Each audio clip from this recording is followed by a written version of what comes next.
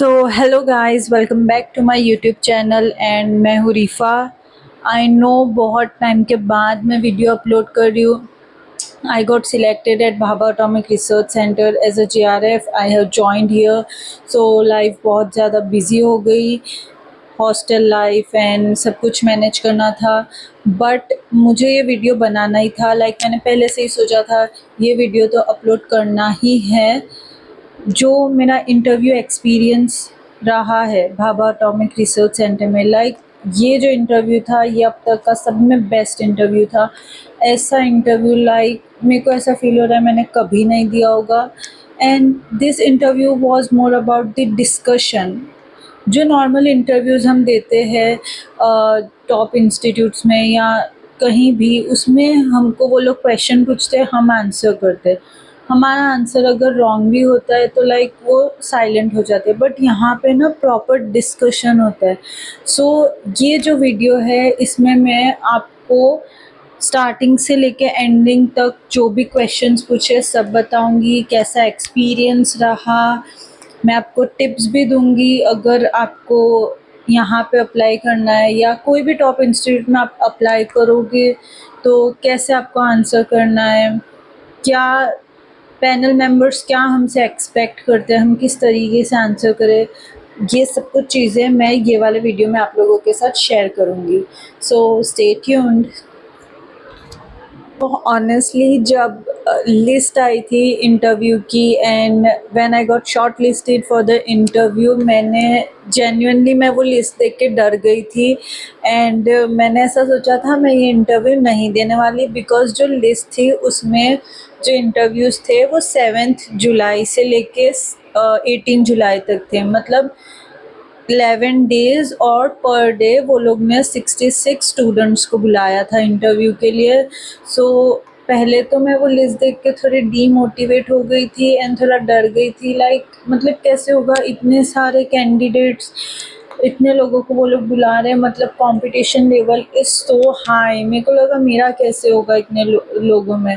तो स्टार्टिंग में तो मैंने ऐसा ही सोचा, छोड़ो नहीं देना है नहीं दूंगी। बट 2 दिन लगे ये चीज़ को प्रोसेस होने में। 2 दिन के बाद मैंने सोचा नहीं, ये इंटरव्यू देना है, ट्राई करना है।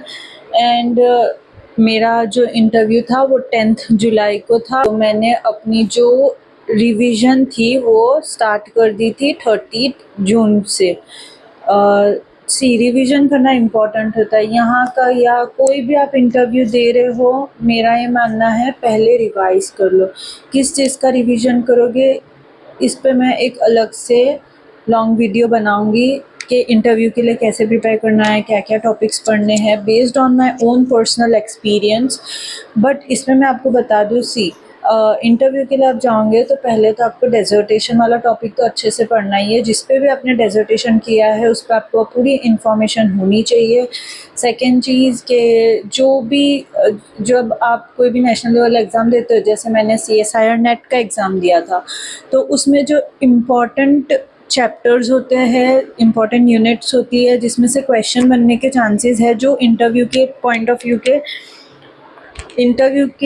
ऑफ व्यू से इम्पॉर्टेंट है। ऐसे चैप्टर सी, पहला तो है मेथड्स इन बायोलॉजी। ये चैप्टर तो कहीं भी जाओ, कोई भी इंटरव्यू दे दो, कोई भी PhD का इंटरव्यू आप दे दो, मेथड्स इन बायोलॉजी में से क्वेश्चंस तो आई गई। And experimental and technical level पे आएगी। वो लोग आपको सिचुएशंस देंगे कि आपके पास ये सिचुएशन है तो आप कौन सी मेथड यूज़ करोगे, कैसे करोगे। तो आपने अगर ये चैप्टर पढ़ा ही नहीं है तो आप वो आंसर नहीं कर सकोगे। रिकॉम्बिनेंट DNA टेक्नोलॉजी की पूरी इन्फॉर्मेशन होनी चाहिए, वेक्टर्स के बारे में इन्फॉर्मेशन होनी चाहिए, हर एक टेक्निक्स के बारे में इन्फॉर्मेशन होनी चाहिए, PCR, फ्लोरेसेंस इन सिटू हाइब्रिडाइजेशन, पूरी जो जितने भी टेक्निक्स है सब कुछ, माइक्रोस्कोपिक इन्फॉर्मेशन होनी चाहिए। देन जो भी आपका इंटरेस्ट है, जैसे मेरा मॉलिक्यूलर बायोलॉजी था, सेल बायोलॉजी था, तो ये चैप्टर्स आपको पढ़ के जाना है। क्योंकि most of the time interview में पैनल मेंबर्स आपको ये चांस देते, वो लोग आपको पूछते हैं कि आपका इंटरेस्ट क्या है, एरिया ऑफ इंटरेस्ट क्या। सो जो भी इम्पॉर्टेंट चैप्टर्स है CSIR नेट के जो आपने पढ़े थे वो आपको फिर से रिवाइज कर लेना इंटरव्यू में जाने से पहले। जैसे कि मॉलिक्यूलर बायोलॉजी है, cell biology, biochemistry, molecular biology, recombinant DNA technology, methods and biology तो सब में ज़्यादा इम्पोर्टेंट है। ये तो मतलब कोई भी आप इंटरव्यू दे दो, किसी भी टॉप इंस्टीट्यूट में आप अप्लाई करो, इंटरव्यू के लिए जाओ, मेथड्स इन बायोलॉजी में से तो क्वेश्चन आएंगे ही आएंगे। लाइक माइक्रोस्कोपी से पूछेंगे, देन जितनी भी अलग मेथड्स है आपको पता होना चाहिए कौन सी मेथड आप कब यूज़ करोगे, वो चीज़ आपको ऑन टिप्स होनी चाहिए और सबके प्रिंसिपल्स पता होने चाहिए, क्योंकि बीआरसी में तो एक्सप्लेनेशन भी करने के लिए बोलते हो। So back on our main topic, interview experience. तो first of all 9th date को मैं मुंबई गई थी। बीआरसी के पास में ही साई पूजा लॉज है, साई पूजा लॉज, वहाँ पे हम रुके थे फॉर अ डे, इंटरव्यू के एक दिन पहले। वहाँ पे रुकने के बाद 10th को इंटरव्यू था। इंटरव्यू के लिए, इंटरव्यू से पहले डॉक्यूमेंट वेरिफिकेशन होता है, जिसमें वो आपको मेल करेगा और मेल में ही सारे के सारे डॉक्यूमेंट्स वो आपको जेरोक्स कॉपी विथ ओरिजिनल लाने के लिए बोलेंगे। 8 बजे वो लोग आपको बुलाएंगे। 8 बजे सब में पहले आपका डॉक्यूमेंट वेरिफिकेशन होगा। डॉक्यूमेंट वेरिफिकेशन में वो लोग आपके एकदम प्रॉपरली हर एक डॉक्यूमेंट को चेक करेंगे।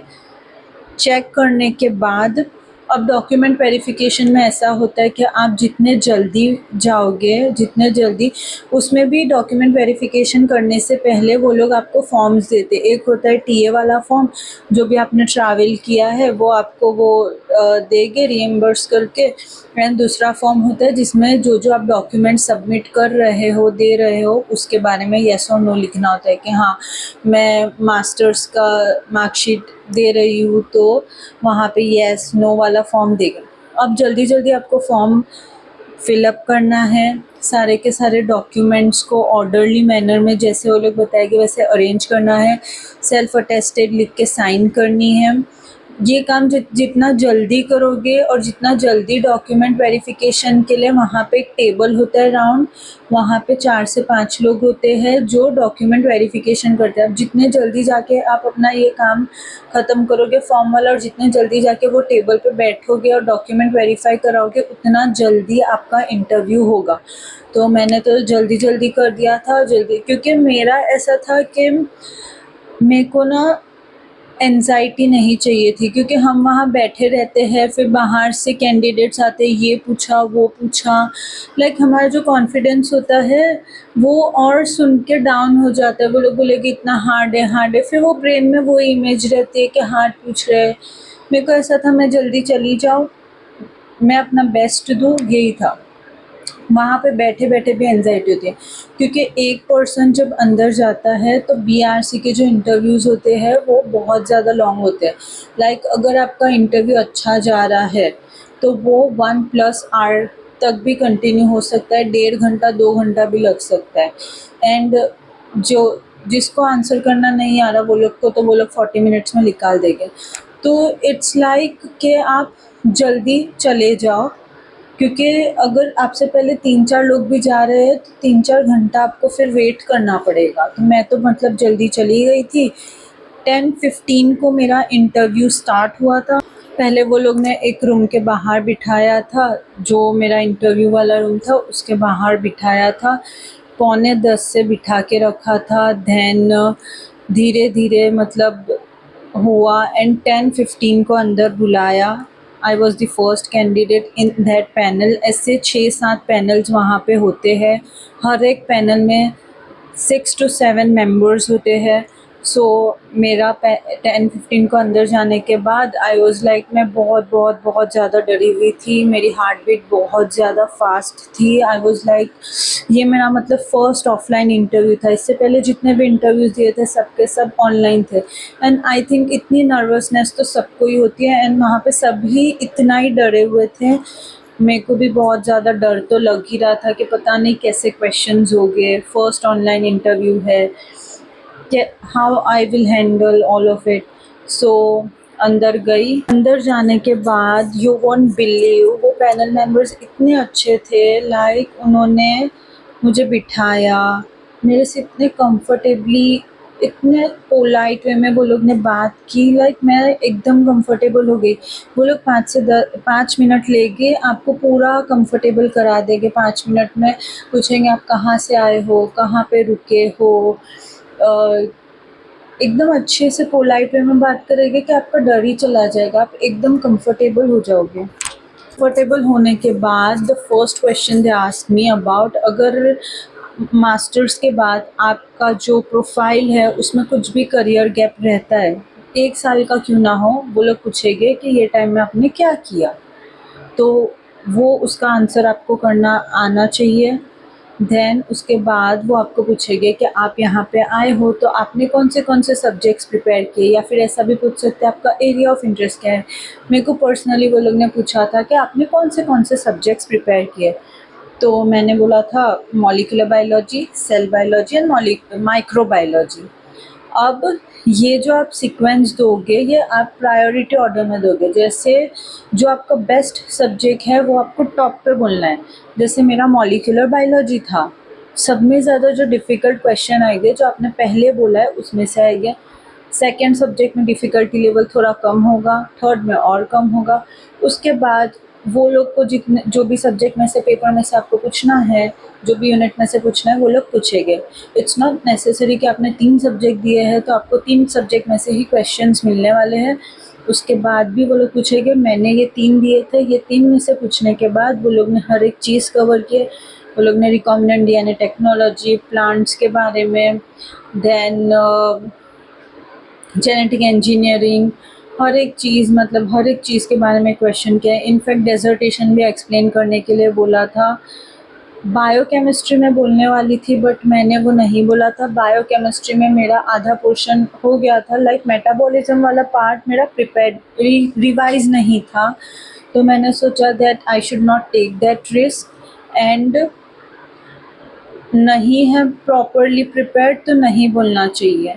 सो मैंने तो सिर्फ ये 3 सब्जेक्ट बोल दिए थे, उसके बाद वो लोग ने ही मतलब कंटिन्यू किया। एंड टेक्निक्स में से बहुत एक्सपेरिमेंटल एंड टेक्निकल क्वेश्चन थे, ट्रबल शूट वाले क्वेश्चन थे कि अगर ये प्रॉब्लम अराइज हो रहा है तो आप इसको कैसे सॉल्व करोगे। बीच में मैम थे, उन्होंने क्वेश्चन स्टार्ट किया। वो मैम थे, वो हेड थे, मतलब इट वॉज़ लाइक उनका जो डिसीजन होगा फाइनल होगा। सो वो मैम थे, उन्होंने मॉलिक्यूलर बायोलॉजी, मैंने पहले बोला था, तो मॉलिक्यूलर बायोलॉजी से क्वेश्चन स्टार्ट हुए। उन्होंने मुझे बोला ट्रांसक्रिप्शन इन यूकैरियोट्स एक्सप्लेन करो पूरा के पूरा प्रोसेस, और प्रमोटर जो है उसको बोर्ड पे ड्रॉ करो। मैंने एक्सप्लेन किया, बोर्ड पे प्रमोटर बोलते बोलते, मतलब आपको एक्सप्लेन करते करते ड्रॉ करना है, हर एक चीज़ का फंक्शन समझाना है। अब प्रमोटर में as we all know core promoter elements होते, रेगुलेटरी प्रमोटर एलिमेंट्स होते, तो वो मैं एक्सप्लेन करते जा रही थी। दैट पहले ट्रांसक्रिप्शन फैक्टर 2D आके बाइंड करेगा, देन बी होगा, ए होगा, ऐसे में सीक्वेंस मैंने बता दिया कि ये जनरल ट्रांसक्रिप्शन फैक्टर होगी, ये ऐसे ऐसे आके बाइंड करेगा। देन दे वर लाइक कि आपको कैसे पता कि यही सीक्वेंस में बाइंड हो रहा है, और हर एक जनरल ट्रांसक्रिप्शन फैक्टर का फंक्शन भी मैंने बताया, यही सीक्वेंस है। तो पहले तो आई गॉट कंफ्यूज, लाइक कैसे होगा ये। मैंने उनको डीएनए प्रोटीन इंटरेक्शन को स्टडी करने के लिए जो टेक्निक्स होती है वो बताई, इलेक्ट्रोफोरेटिक मोबिलिटी शिफ्ट ऐसे, डीएनए फुटप्रिंटिंग ऐसे। उन्होंने बोला यार राइट, इससे हम डीएनए प्रोटीन इंटरेक्शन स्टडी कर सकते हैं, बट सीक्वेंस कैसे पता चलेगी। सी, वो लोग आपको बहुत ज़्यादा डिफ़िकल्ट क्वेश्चंस तो पूछेंगे, बट उसके साथ साथ अगर आप स्टक हो जाते हो तो वो लोग आपको बहुत अच्छे से हिंट्स भी देंगे। सो वो लोग ने मुझे हिंट दिया, वो मैम ने हिंट दिया कि जैसे जो जनरल ट्रांसक्रिप्शन फैक्टर 2A होता है वो कॉम्प्लेक्स को स्टेबलाइज करता है, पहले डी आता है, देन बी आता है, देन ए कॉम्प्लेक्स को स्टेबलाइज करता है। तो ए स्टेबलाइज करता है, ठीक है। तो मैम ने जैसे इतना बोला ए स्टेबलाइज करता है, तो मेरे को वो चीज़ क्लिक हो गई कि अगर हम जो जनरल ट्रांसक्रिप्शन फैक्टर 2A है उसको इनहिबिट करेंगे तो जो आगे ऐड हो रहे हैं कॉम्प्लेक्स, जैसे जनरल ट्रांसक्रिप्शन फैक्टर जो एफ है, एफ एन आरएनए पॉलीमरेज साथ में आता है तो वो ऐड नहीं होगे, इसके आगे वाले जो ऐड होने वाले वो ऐड नहीं होंगे। देन मैंने उनको बताया ई जनरल ट्रांसक्रिप्शन फैक्टर 2E जो है वो भी स्टेबलाइज करता है, तो अगर हम उसको ब्लॉक कर देंगे तो इसके आगे H ऐड होने वाला था वो ऐड नहीं होगा। तो जस्ट बाय इनहिबिटिंग हम पता कर सकते हैं सीक्वेंस कौन सी सीक्वेंस में ऐड हो रहा है। मैम ने सिर्फ इतनी हिंट दी कि जैसा आपने बोला, मैंने उनको बोला कि जो जनरल ट्रांसक्रिप्शन फैक्टर 2A होता है वो कॉम्प्लेक्स को स्टेबलाइज करता है, तो मैम ने बस वो चीज़ रिपीट की। That was a hint in itself. Hint आपको ही पकड़ने होंगे, वो लोग आपको पूरी हेल्प करेंगे, पूरी की पूरी हेल्प करेंगे, आपको लगेगा भी नहीं कि ये इंटरव्यू चल रहा है। बस आपको वो हिंट को पकड़ना आना चाहिए कि वो आपको आंसर की तरफ लेके जा रहे हैं, आप वो चीज़ को समझो। उन्होंने बोला कि डिफरेंस बताओ prokaryotic transcription and eukaryotic transcription में डिफरेंसेस क्या है।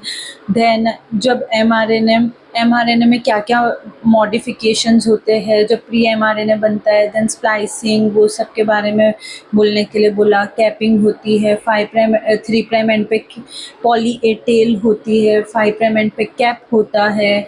देन ये सब प्रोसेसेस होने के बाद जो हमारा ट्रांसक्रिप्शन है वो कहाँ होता है, ट्रांसलेशन कहाँ होता है, एमआरएनए बनने के बाद साइटोसोल में वो एमआरएनए का क्या होता है। सो ये क्वेश्चन सुन के क्या होता है सुन के I got confuse like what they want to hear from me. So I got little bit confused. So they gave me a hint like cytosol में कौन सा ऑर्गेनेली प्रेजेंट होता है, ट्रांसलेशन में क्या होता है। देन वो चीज़ क्लिक हुई कि ribosome, they want to hear the answer ribosome. I told them ribosome like free ribosomes होते हैं, मेम्ब्रेन बाउंड राइबोसोम्स होते हैं जो ई कोलाई के सरफेस पे होते हैं। साइटोसोल में फ्री राइबोसोम्स होते हैं जिस पे ट्रांसलेशन होता है। सी वो लोग आपको ना वो जो आंसर सुनना चाहते हैं वो आपको बोलना पड़ेगा, मतलब जब तक आप वो नहीं बोलेगे वो आपको हिंट्स देते रहेंगे एंड वो आंसर तक लेके जाएगी। देन मॉलिक्यूलर बायोलॉजी हो गया, उसके बाद एक दूसरे सर थे, sir started asking from cell biology. So cell biology में से सर ने पूछा कि एक्सप्लेन करो सेल साइकिल में जितने भी फेजेस होते हैं वो। एंड सी यहाँ पे ना लैंग्वेज का कोई बैरियर नहीं है, आप इंग्लिश में भी आंसर कर सकते हो, आप हिंदी में भी कर सकते हो, आप मिक्सचर लैंग्वेज में भी कर सकते हो। आपके ना कपड़े जज किए जाएंगे ना आपकी लैंग्वेज जज की जाएगी। वो लोग आप हिंदी, मैंने तो पूरा हिंदी में ही दिया था, like I got so comfortable with them. पूरा मेरा जो इंटरव्यू था वो मैंने पूरा के पूरा वो लोग को एकदम कंफर्टेबली, जैसे हम हमारे फ्रेंड को एक्सप्लेन करते कोई भी टॉपिक, वैसे मैंने वो लोग को हर एक टॉपिक एक्सप्लेन किया बहुत अच्छे से। सो लैंग्वेज का तो कोई बैरियर नहीं था। सर ने एक्सप्लेन करने के लिए बोले फेजेस में with by drawing on board, वो पहले ही आपको बोर्ड दे देंगे, बोर्ड पे सब कुछ ड्रॉ करके एक्सप्लेन करना होगा। मैंने ड्रॉ किया सेल साइकिल। देन सर ने पूछा इसमें से हर एक फेज का ड्यूरेशन बताओ, मैंने ड्यूरेशन बताया। देन उन्होंने बोला ये चारों फेज में से कैंसर में कौन सा फेज अफेक्ट होगा। I got confuse, I told him G2 phase. Then sir told me, "Have you studied about cell cycle checkpoints?" I told them yes. I told him yes. तो उन्होंने बोला cell cycle check points explain कर दो, मैंने cell cycle check points explain किया। Then they asked me about the drug, हम कौन सा ड्रग यूज़ करेंगे जिससे सेल साइकिल इनहिबिट होगी। पहले तो वो पॉइंट पे ड्रग्स के नाम ही याद नहीं आ रहे थे, बट मैंने उनको बोला मुझे 1 मिनट का टाइम चाहिए, प्लीज़ लेट मी थिंक, मैं आंसर करूँगी। मैंने सोचा, मुझे याद है methotrexate. So they were really impress कि मैंने सोच के वो नाम बोला। बट दे वर लाइक एक और ड्रग है जो कैंसर में बहुत यूज़ होता है। तो मैंने बहुत सोचा। Then they started giving hint. Sir ने बस इतना बोला कि मेटाफेज में क्या होता है। अब इससे ही मेरे को याद आ गया, मेटाफेज में स्पिंडल, G2 फेज में क्या होता है, पहले उन्होंने ये हिंट दी। मैंने बोला G2 फेज में जो भी हमको प्रोटीन चाहिए, एंजाइम चाहिए M फेज के लिए, वो सारे के सारे सिंथेसाइज हो जाएंगे, स्पिंडल फाइबर्स भी सिंथेसाइज हो गए। सर ने बोला तो मेटाफेज में क्या होता है। मेटाफेज से मुझे डायरेक्ट क्लिक हो गया कि मेटाफेज में जो हमारे क्रोमोसोम्स होते हैं वो इक्वेटोरियल प्लेट पे अलाइन करते हैं एंड स्पिंडल फॉर्मेशन होता है, दोनों तरफ से स्पिंडल्स हमारे क्रोमोसोम को अटैच होते हैं। सो मैंने उनको डायरेक्ट बोल दिया माइक्रोट्यूब्यूल का इनहिबिटर होता है टेक्सोल। सो दे गॉट रियली इम्प्रेस्ड कि मैंने इसे कनेक्ट करके खुद ने ही मतलब उनको बोल दिया कि टेक्सोल जो होता है वो कैंसर में यूज़ होता है एंड सेल साइकिल भी इससे इनहिबिट होता है। देन सर ने बोला कैंसर सेल में जब हम रेडिएशन यूज़ करते हैं तब क्या होता है। Then I told him DNA damage हो जाता है रेडिएशन की वजह से। So they told me to explain the DNA damage response pathway. वो लोग सिर्फ इतना ही बोलेंगे, हमको पता होना चाहिए डीएनए डैमेज रिस्पॉन्स पाथवे कौन सा है। मैंने बोला एटीएम एटीआर पाथवे होता है। मैंने उनको एटीएम पाथवे पूरा एक्सप्लेन किया। आई टोल्ड हिम दैट ऐसे डबल स्ट्रैंड ब्रेक्स होते हैं। देन जो सेंसर होता है एमआरएन वो आके बाइंड करता है, वो एटीएम को रिक्रूट करता है जो एक काइनेज है। देन वो फोस्फोराइलेशन करता है चेक पॉइंट टू प्रोटीन का फोस्फोराइलेशन होता है। देन सेल साइकिल अरेस्ट होती है। देन दे वर लाइक या राइट। अब वो लोग ने एक्सपेरिमेंटल कंडीशन देना स्टार्ट किया। अब ऐसा सोचो कि चेक पॉइंट टू नहीं है, एक प्रोटीन है जिसकी वजह से सेल साइकिल में प्रॉब्लम हो रही है। वो जो प्रोटीन है वो हमारे जो ये प्रोसेस चल रहा है, पूरा जो पाथवे चल रहा है उसको अफेक्ट कर रहा है। तो हम क्या कर सकते हैं, मतलब हमको कैसे पता चलेगा। तो आई टोल्ड देम जो हमारा टारगेट प्रोटीन है हम उसके लिए इनहिबिटर यूज़ करके वो प्रोटीन को इनहिबिट करके देख सकते हैं। उसको इनहिबिट करने के बाद क्या होता है हमको पता होगा हम कि ये सस्पेक्टेड टारगेट प्रोटीन है, इससे कुछ हो रहा है, तो उसके अगेंस्ट इनहिबिटर बना देंगे। तो मैम ने बोला या यू आर राइट, बट अब सोचो कि इनहिबिटर भी नहीं है, इनहिबिटर नहीं बना सकते, अब क्या करोगे। Then I told her that जो हमारा ट्रांसक्रिप्शन है उसको हम ब्लॉक करके एमआरएनए ही बनने नहीं देंगे, एंटीबायोटिक्स यूज़ कर सकते हैं ट्रांसक्रिप्शन को इनहिबिट करने के लिए। They wanted to hear something else from me. उन्होंने बोला जीन लेवल पे क्या करेंगे। अब वो सोचने में मेरे को 1 मिनट का टाइम तो लगा। जीन लेवल पे क्या करेंगे। They want to hear that specific answer from your mouth. वो ही आंसर वो लोग को चाहिए। अब मैं सोच रही थी सर तो वो लोग बहुत हंसते भी हैं, मजाक भी करते हैं एंड बहुत ज़्यादा कंफर्टेबल एकदम अच्छी पीसफुल सिचुएशन होती है। लाइक बिल्कुल भी टेंशन वाली सिचुएशन नहीं होती है वहाँ पे, बहुत अच्छे से होता है। सर तो हंस रहे थे और सर ने हिंट दी एस से आता है वो प्रोसेस का नाम। तो आई वॉज लाइक एस से। मैं सोच रही थी। देन मैंने उनको बताया हम साइड डायरेक्टेड म्यूटाजेनेसिस कर सकते हैं और जीन नॉकआउट कर सकते हैं, क्रिस्पर Cas9 भी हम यूज़ कर सकते हैं। So they were like yeah okay you are right. There was one more question from cell biology. उन्होंने मुझे पूछा आई हैव 2 टेस्ट ट्यूब, एक टेस्ट ट्यूब में लिविंग सेल है, दूसरे टेस्ट ट्यूब में डेड सेल है। मैं कैसे बताऊंगी कि एक में लिविंग है और दूसरे में डेड है, कैसे पता चलेगा। मैंने बहुत कॉन्फिडेंटली आंसर किया that we can perform propidium iodide staining. Propidium iodide, they asked me what is propidium iodide. I told them it is a DNA binding dye and propidium iodide staining से जो प्रोपीडियम iodide होता है वो DNA से bind होता है। सो जो हमारे डेड सेल्स हो गए उसका DNA एक्सपोज्ड होगा और प्रोपीडियम आयोडाइड डेड सेल के DNA से बाइंड करेगा एंड जब हम फ्लोरेसेंस माइक्रोस्कोपी परफॉर्म करेंगे तो हमको रेड फ्लोरेसेंस मिलेगा। लेकिन जो लिविंग सेल्स हो गए उसका मेम्ब्रेन इंटैक्ट होगा, जो हमारा डीएनए होगा वो मेम्ब्रेन के अंदर होगा, बाहर एक्सपोज नहीं होगा, तो वो स्टेन नहीं होगे। डेड सेल में से रेड फ्लोरेसेंस मिलेगा, उसमें से नहीं मिलेगा। सो ये भी मेरा answer correct. And they told me you are having 3 test tube, एक टेस्ट ट्यूब में है डीएनए, दूसरे में है आरएनए एंड थर्ड में है प्रोटीन। अब बताओ कैसे पता चलेगा कौन सी ट्यूब में क्या है। आई टोल्ड देम हम यूवी एब्जॉर्प्शन स्पेक्ट्रोस्कोपी परफॉर्म करेंगे, जो प्रोटीन होगा वो हमको 280 नैनोमीटर पे पिक देगा जब हम एब्जॉर्प्शन स्पेक्ट्रम ड्रॉ करेंगे। एंड जो डीएनए एंड आरएनए हो गए वो हमको पिक देंगे 260 नैनोमीटर पे। उन्होंने पूछा क्यों देंगे 260 नैनोमीटर पे। I told them because of the presence of nitrogenous bases. And protein क्यों देगा, because of the tryptophan tyrosine content. So ये भी आंसर किया था। Then ma'am told me to explain the flow cytometer, principle of flow cytometer. Flow cytometer का principle क्या है, कैसे वर्क करता है, पूरा बोर्ड पे एक्सप्लेन करने के लिए बोला। मैंने फिगर ड्रॉ किया फ्लो साइटोमीटर वाला। मैंने उनको बहुत अच्छे से एक्सप्लेन किया कि क्या प्रिंसिपल है और किस तरीके से फ्लो साइटोमीटर वर्क करता है, वो भी मैंने पूरा उनको एक्सप्लेन किया। And there was a sir ने मुझे एक ऑप्शन दिया कि उन्होंने पहले मेरे मास्टर्स की मार्कशीट्स पहले ही वो लोग रीड कर रहे थे। जब हमको बाहर बिठाया होता है तब वो लोग हमारे जो जो भी हमने मार्कशीट सबमिट किए, डॉक्यूमेंट्स हमने वहाँ पे जो ज़ेरॉक्स कॉपी दी है वो अंदर वो लोग के पास होती है। एंड वो लोग जो भी हमारे मास्टर्स में सब्जेक्ट्स हमने पढ़े, जैसे मेरा इम्यूनोलॉजी था, ये बायो इन्फॉर्मेटिक्स था, एंजाइमोलॉजी था, तो वो मार्कशीट में वो लोग ने देख लिया है कि इसने ये सब सब्जेक्ट्स पढ़े हुए हैं।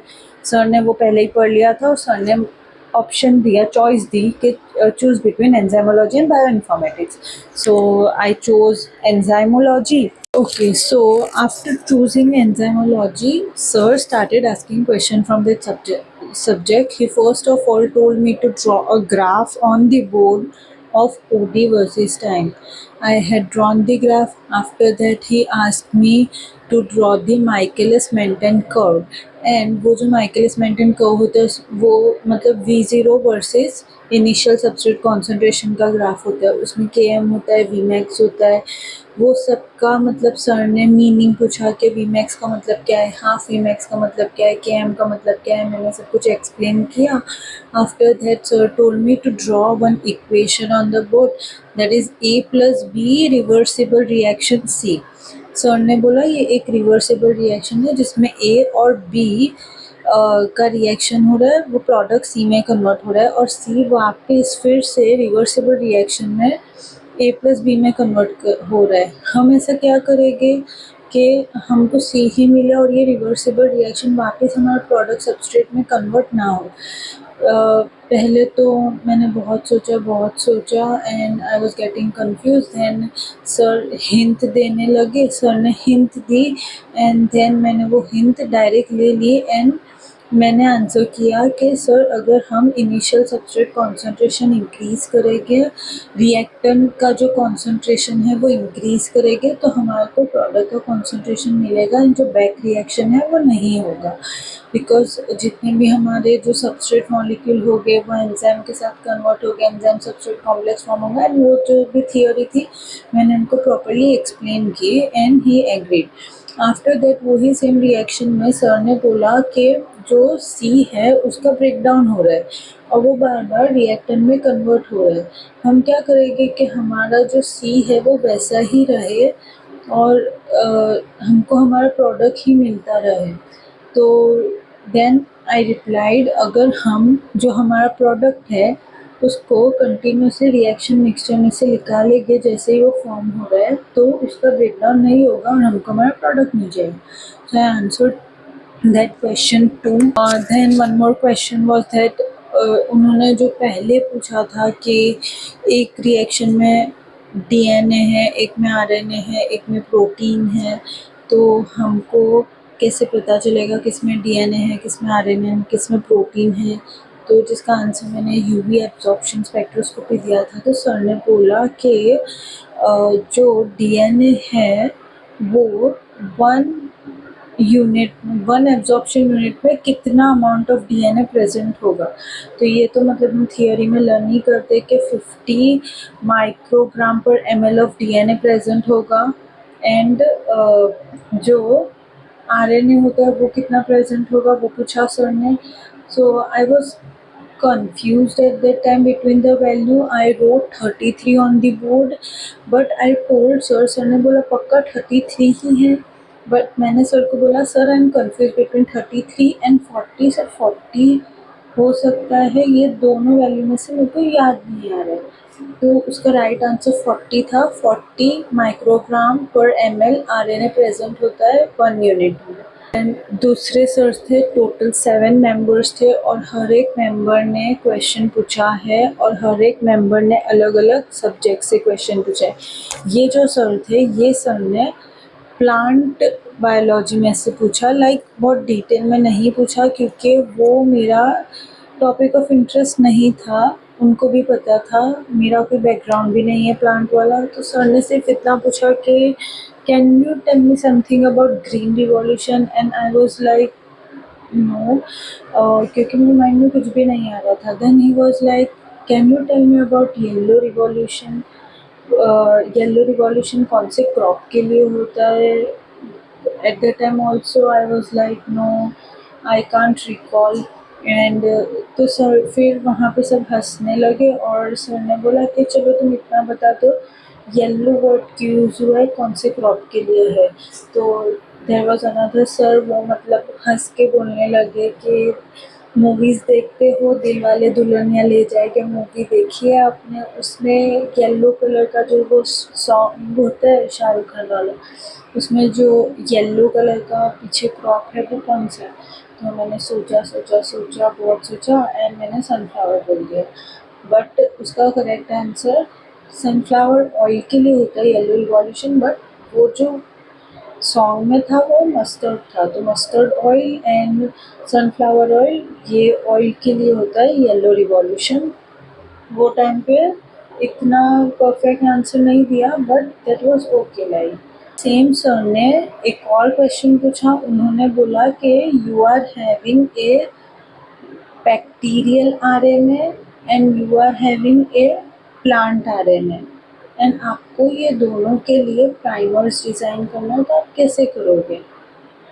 एंड मैंने सर को बोला बैक्टीरिया इज़ अ प्रोकैरियोट, इसके पहले मैं जो सीक्वेंस है वो डिटरमाइन करूँगी, सीक्वेंस डिटरमाइन करके मैं उसके बाद इसके लिए प्राइमर डिज़ाइन करूँगी।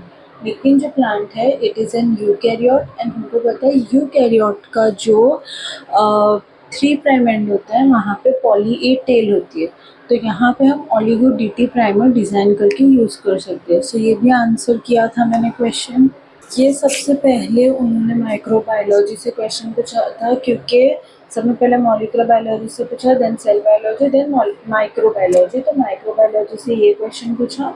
मैम ने पूछा था, मैम ने सबने पहले ये पूछा कि जो ऐसे हमारे पास माइक्रोब्स होते हैं जो प्लास्टिक को डाइजेस्ट करते हैं, प्लास्टिक खाते हैं, तो ऐसे जो माइक्रोब्स होते हैं उसके पास ये एबिलिटी कहाँ से आती है कि वो प्लास्टिक को एज अ सबस्ट्रेट यूज़ करे। इसका रीज़न उन्होंने मेरे से पूछा।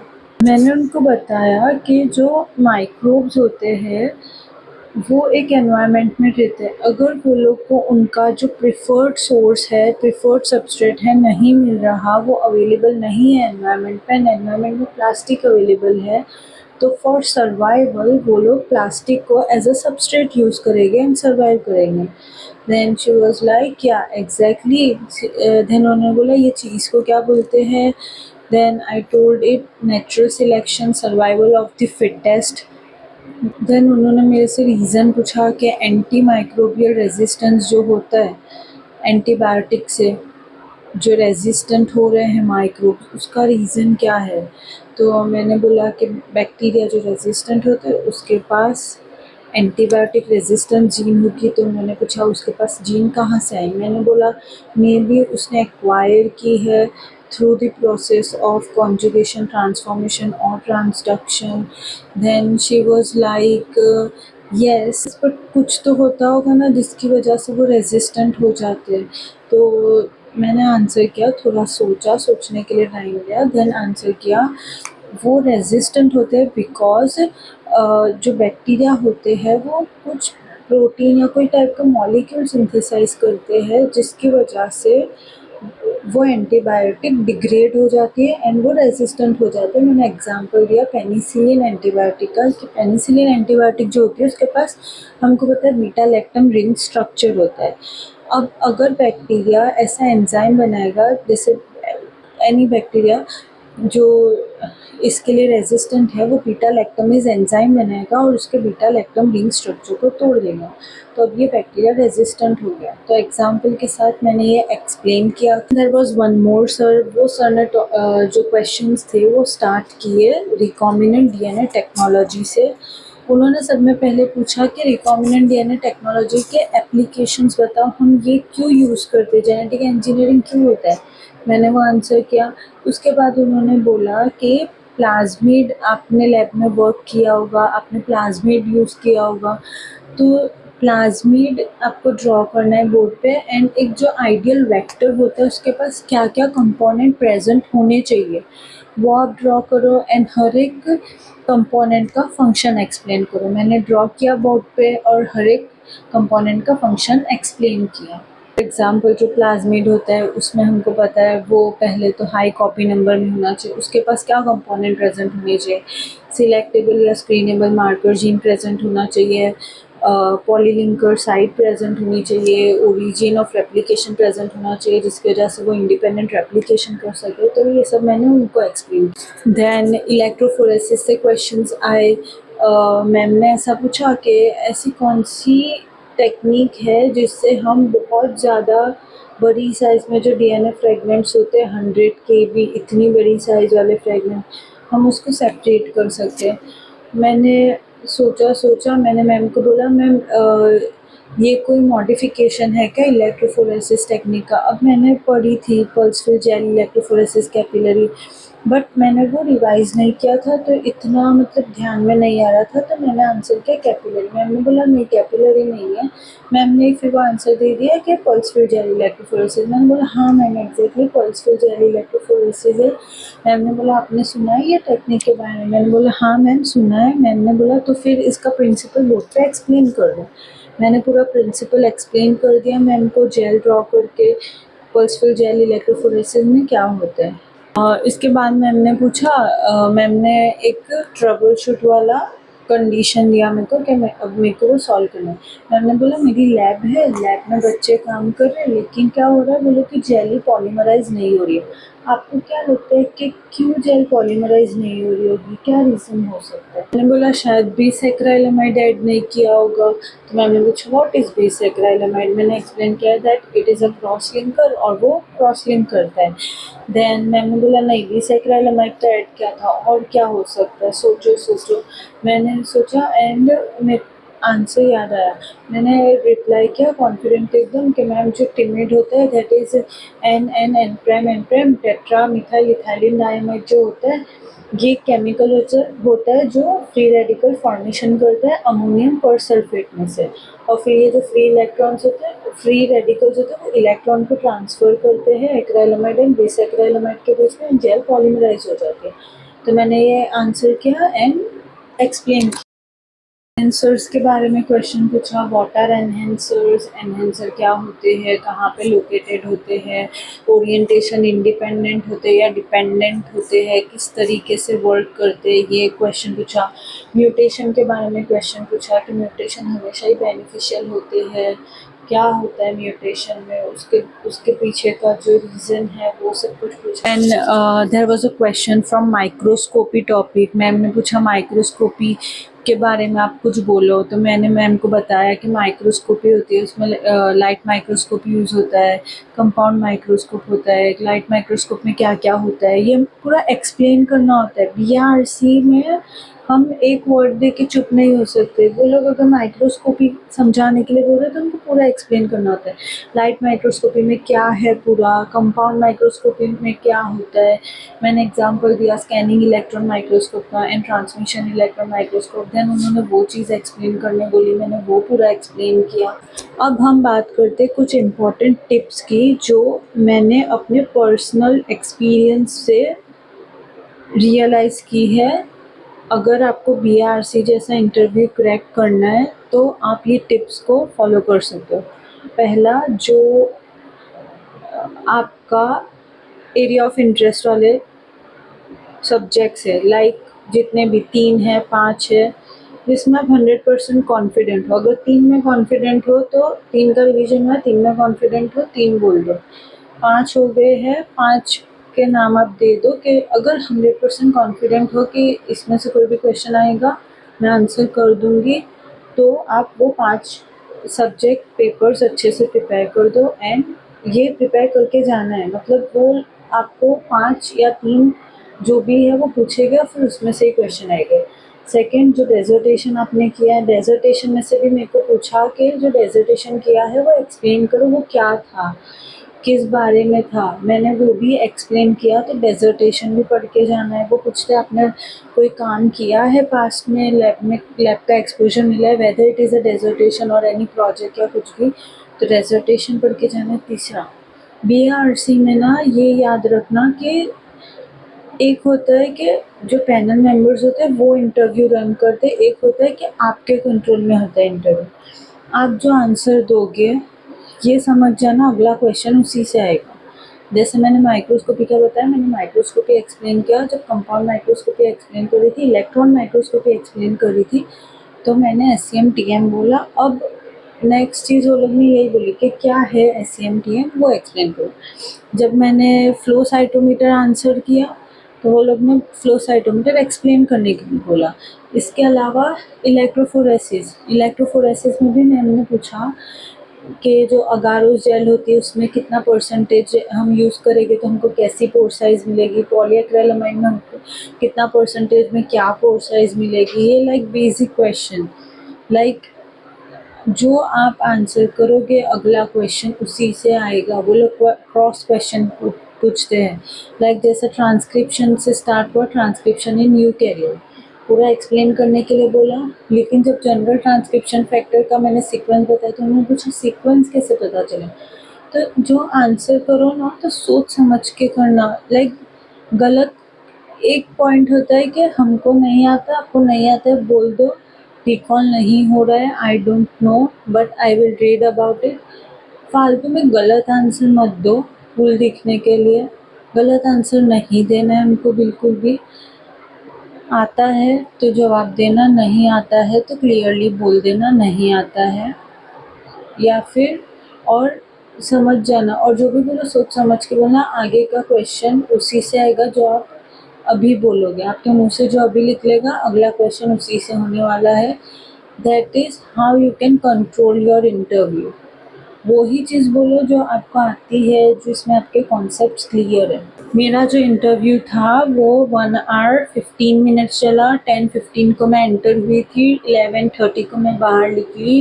एंड 11:30 को भी ना जो पैनल मेंबर्स थे वो बहुत ज़्यादा एंगेज थे। दे वर लाइक और पूछना और पूछना और पूछना, एंड इतना टाइम कैसे चला गया ना उनको पता चला ना मेरे को पता चला। एट द एंड फिर उन्होंने, जो मैम थे, जो हेड थे, उन्होंने बोला कि चलो अब बस इतना अभी यहाँ पे एंड करते हैं। तो it was very engaging interview, and interview में आपको हिंट्स मिल जाती है, वो लोग आपको सेटिस्फाइड लगते हैं, आपको फील होता है। मेरे को लाइक अंदर से फील हुआ था कि हाँ मेरा यहाँ पे होने वाला है। जो पैनल मेंबर्स थे वो काफ़ी इंटरेस्टेड लग रहे थे, वो लोग कंटिन्यूसली क्वेश्चंस पे क्वेश्चंस पूछ रहे थे, they were quite engaged. And usually ऐसा भी माना जाता है कि जो BRC का इंटरव्यू होता है वो जिसने 1 आवर क्रॉस कर लिया उसका सिलेक्शन तो पक्का। बट ये भी एक मिथ है। मेरे ऐसे जब मैं इंटरव्यू देने के लिए आई थी तब मेरी और भी लोगों से बात हुई थी, वो लोग का इंटरव्यू भी 1 आवर प्लस ही चला था। इनफैक्ट एक का 1 आवर 45 मिनट्स चला था, फिर भी उसका नहीं हुआ। मेरा 1 आवर 15 मिनट्स चला, स्टिल हो गया। एक का 1 आवर 10 मिनट्स चला था, उसका नहीं हुआ। तो टाइम का मेरे को नहीं लगता ऐसा कुछ है। बट हाँ, जब इंटरव्यू में हम रहते हैं और जैसे पैनल मेंबर्स हमारे से बात करते हैं, उनका जो बिहेवियर रहता है, जैसे कि वो एंगेज है या हमको फील होता है ये सेटिस्फाइड है, तो हाँ उससे हम एक लगा सकते हैं कि हाँ सिलेक्शन होगा मेरा, उससे पता चल सकता है। मेरा तो जब सिलेक्शन हुआ था आई वॉज लाइक, मतलब बिलीव ही नहीं हो रहा था। I was so damn happy कि इतनी अच्छी जगह पे मेरा सिलेक्शन हो गया। जो चीज़ एक बार के लिए मेरे को इम्पॉसिबल लग रही थी, जब लिस्ट आई थी इंटरव्यू की, मेरे को लग रहा था कैसे होगा। जो चीज़ इम्पॉसिबल लग रही थी वो चीज़ क्रैक हो गई, and with a good rank I got 5th rank, and I am so happy about it. Like 35 student में से मेरा रैंक 5th था। वो देख के तो और ज़्यादा खुशी हो रही थी कि इतना अच्छा परफॉर्म किया। लाइक ये फीलिंग बहुत अच्छी थी। और नेक्स्ट वीडियो जो होगा उसमें मैं आप लोग को बताऊंगी इंटरव्यू के लिए कैसे प्रिपेयर करना है, कौन से टॉपिक्स प्रिपेयर करने हैं, सब्जेक्ट्स कैसे प्रिपेयर करने हैं, किस टाइप के क्वेश्चंस आते हैं इंटरव्यू में। So stay tuned. I hope ये वीडियो आपके लिए बहुत हेल्पफुल रहे, एंड ऐसे ही अच्छे वीडियोस के लिए please subscribe to my channel, like and share this video with everyone so that वो लोग के लिए भी helpful हो। Bye and thanks for watching.